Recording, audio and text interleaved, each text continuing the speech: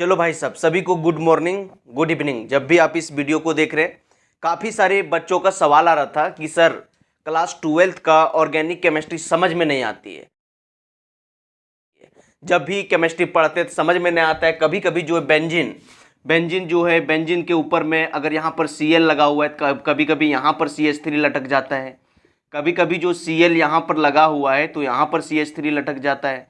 कुछ समझ में नहीं आ रहा है और काफ़ी सारे बच्चा रटते रटते जो है परेशान हो चुका है। देखो भाई, आपको बताना चाहेंगे कि केमिस्ट्री बड़ी बेवफा है, केमिस्ट्री बड़ी बेवफा है। दिन रात रटो, सुबह सफा है। केमिस्ट्री की क्या बताएं कहानी, एग्जाम में ला देता है सबके आंख से पानी। देखो यार, अगर आपको केमिस्ट्री समझ में नहीं आता है तो आज आपको सुपर तरीका बताने वाले हैं। चाहे आप 11th क्लास में हो, 12th क्लास में, इस वीडियो को कंप्लीट देखो, आपको अच्छा से समझाने वाले हैं, गाइड करने वाले हैं। चलो भाई, एक बात बताओ, अगर आपको 1 to 100 तक क्वांटिंग और सिंपल जोड़, घटाव, गुणा, भाग, अगर अब ये सब नहीं आएगा तो क्या आप मैथ बना पाओगे? नहीं ना। अगर आपको जो ABCD नहीं आएगा और साथ साथ में जो वोवेल, कॉन्सोनेंट, सेमी वोवेल, ठीक है, एमिजार, वाजवेयर का उपयोग नहीं जानोगे, क्या आपको इंग्लिश समझ में आएगा? नहीं समझ में आएगा। उसी तरह से केमिस्ट्री समझने के लिए कुछ बेसिक होता है। अगर वो सब आप बेसिक नहीं जानोगे तो भैया आपको केमिस्ट्री समझ में नहीं आएगा। कितना प्रोडक्ट बन जाएगा, कब एक प्रोडक्ट बनेगा, कब दो बनेगा, कहाँ पर चिपकेगा, कौन ऑर्थो पोजीशन है, कौन पैरा पोजीशन है, कौन मेटा पोजीशन पर, आपको कुछ भी समझ में नहीं आएगा। अब रटते रटते परेशान हो जाओगे। सुबह रटोगे शाम भूल जाओगे, शाम रटोगे सुबह भूल जाओगे, आज रटोगे 2 दिन के बाद सब चीज़ भूल जाओगे। अगर आप चाहते हो कि अच्छा स्कोरिंग करें और 12th में अच्छा नंबर लावें तो भाई सब आराम से पढ़ना होगा। देखो, सबसे ज़्यादा जो स्कोरिंग सब्जेक्ट है, जो ना सबसे ज़्यादा स्कोरिंग सब्जेक्ट वो केमिस्ट्री है। फिजिक्स से और आपका जो है मैथ से ज़्यादा नंबर आपको दिला सकता है केमिस्ट्री, और केमिस्ट्री समझना बहुत ज़रूरी है। और ख़ास करके देखो भैया, आपका जो ऑर्गेनिक केमिस्ट्री, सबसे पहले समझो केमिस्ट्री का 3 पार्ट है, फिजिकल केमिस्ट्री और आपका क्या है, inorganic chemistry. Physical chemistry, in organic chemistry, और एक आपका तीसरा क्या है, ऑर्गेनिक केमिस्ट्री। तो काफ़ी सारे बच्चों का जो है वो ऑर्गेनिक केमिस्ट्री में समझो, ऑर्गेनिक केमिस्ट्री में आपका 33 मार्क्स का आता है, ऑर्गेनिक केमिस्ट्री, इनऑर्गेनिक में 14 मार्क्स का, और फिजिकल केमिस्ट्री में आपका 23 मार्क का आता है। जोड़ लो, 70 हो गया। 7 3 10 0, ठीक है, 1 3 1 4 2 6 और 1 7, देखो 70 मार्क्स।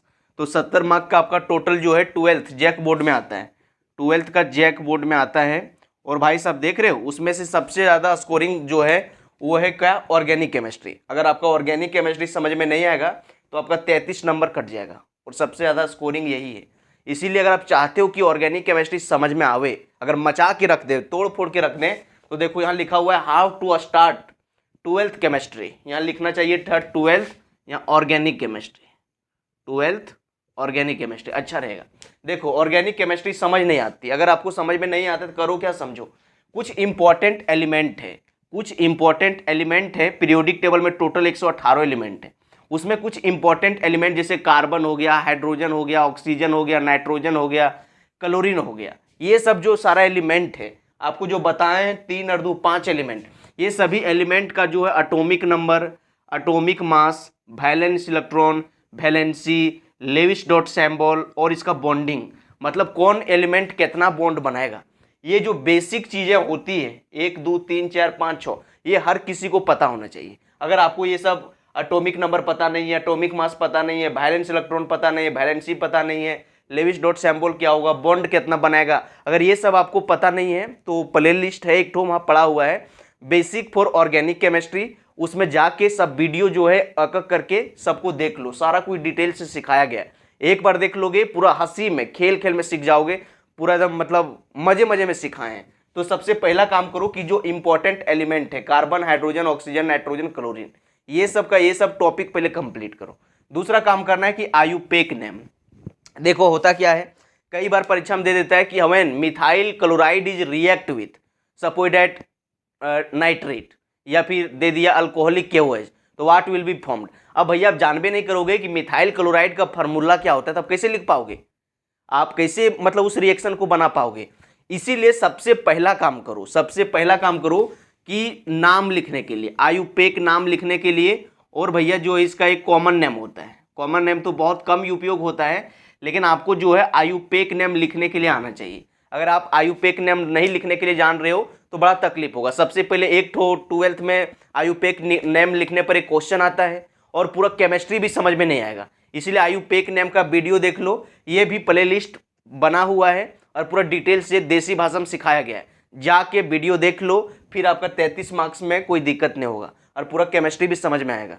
भले आपको एक दिन लगे देखने में या तो 1 घंटा ठीक से भी नहीं लगेगा। अगर 1 घंटा अगर आप मेहनत कर दोगे ना, ये बेसिक वीडियो देख लोगे तो पूरा केमिस्ट्री आपको समझ में आएगा और आप 33 नंबर भी लाओगे। इसीलिए दूसरा काम करना है कि आयुपेक नेम कंप्लीट करना है। और तीसरा टॉपिक जो है 11th का वो है आइसोमरिज्म। क्या है? आइसोमरिज्म।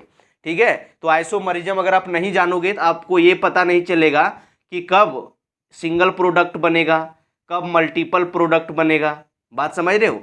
इसीलिए आइसोमरिज्म आपको जानना बहुत जरूरी है। और अगला टॉपिक है भैया जीओसी, यानी कि general organic chemistry. General organic chemistry में कम से कम ये सब टॉपिक पता होना चाहिए। हाइब्रिडाइजेशन, कि कब हाइब्रिडाइजेशन sp होगा, कब sp2 होगा, कब हाइब्रिडाइजेशन sp3 होगा, ये पता होना चाहिए। और आपको जो है इंडक्टिव इफेक्ट, रिजोनेंस इफेक्ट, उसके बाद कार्बोकैटायन, कार्बोएनायन, फ्री रेडिकल। कार्बोकैटायन का डिग्री कोर क्या होता है, कौन ज़्यादा स्टेबल होता है, 3 डिग्री, 2 डिग्री, 1 डिग्री, ये सब आपको पता होना चाहिए। अगर ये सब नहीं जानोगे तो भैया आप रिएक्शन नहीं बनवा पाओगे, एकदम फंस जाओगे, एकदम फंसोगे। हेलो अल्केन, हेलोरिन चैप्टर में, अल्कोहल फिनोल ईथर चैप्टर में पूरा फंसोगे। अब जान भी नहीं करोगे कि नेगेटिव पार्ट कहाँ ले जाके जोड़े, 1 डिग्री पर ज़्यादा स्टेबल होता है कि 2 डिग्री पर। इसीलिए बेस्ट है कि आपको जीओसी में कम से कम hybridisation, inductive effect, resonance effect, आपका order of carbocation, order of free radical, order of carbanion, ये सब आपको पता होना चाहिए। सारा ये सब टॉपिक कवर कर लो। और अगला जो है वो है भैया रिएक्शन मैकेनिज्म। रिएक्शन मैकेनिज्म जो है ना, समझो कि ये जो है ऑर्गेनिक केमिस्ट्री का मैथमेटिक्स है। क्या है? मैथमेटिक्स। अगर आपको ये नहीं पता है तो समझो कि आपका ऑर्गेनिक केमिस्ट्री नहीं चलेगा। मतलब देखो, इसमें जो है आपको substitution reaction, addition reaction, Markovnikov rule, anti Markovnikov rule और बेंजीन का रिजोनेंस। अगर आप बेंजीन का रिजोनेंस जान जाओगे ना कि भैया कौन पोजीशन है, ortho position, Meta position, para position, कब जो है मतलब ऑर्थो पोजीशन पर आके ग्रुप चिपकता है, कब मेटा पर, ये सब नहीं जानोगे तो पूरा केमिस्ट्री में आप फंसते रहोगे।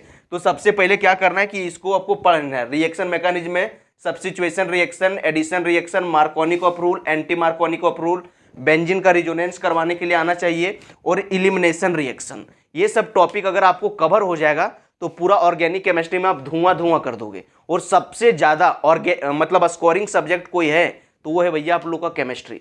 इसलिए केमिस्ट्री से प्यार करो। और आपको क्या समझ में नहीं आ रहा है केमिस्ट्री में, उस टॉपिक का नाम जरूर कमेंट करना।